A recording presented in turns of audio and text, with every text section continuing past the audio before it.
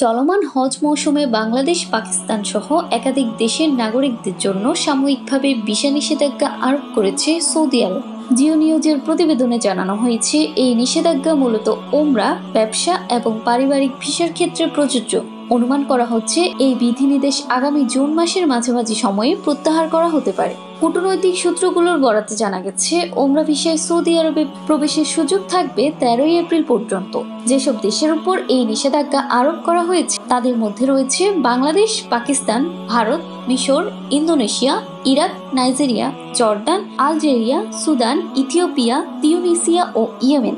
সূত্রগুলো আরও জানিয়েছে, এই অস্থায়ী নিষেধাজ্ঞা লঙ্ঘন করে সংশ্লিষ্ট ব্যক্তিদের 5 বছরের জন্য সৌদি আরবে প্রবেশ এবং অবস্থানের উপর নিষেধাজ্ঞা আরোপ করা হতে পারে। পাকিস্তানের কূটনৈতিক সূত্রগুলো নিশ্চিত করেছে, সৌদি সরকার আনুষ্ঠানিকভাবে দেশটিকে এই সিদ্ধান্ত সম্পর্কে অভিহিত করেছে। পাশাপাশি পাকিস্তানি ওমরা ভিসাধারীদের 29 এপ্রিলের মধ্যে সৌদি আরব ত্যাগ করার পরামর্শ দেওয়া হয়েছে।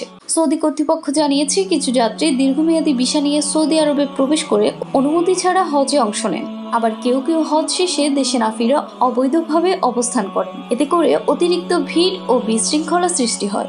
এই পরিস্থিতি মোকাবেলায় ভিসা নিষেধাজ্ঞার সিদ্ধান্ত নেওয়া হয়েছে।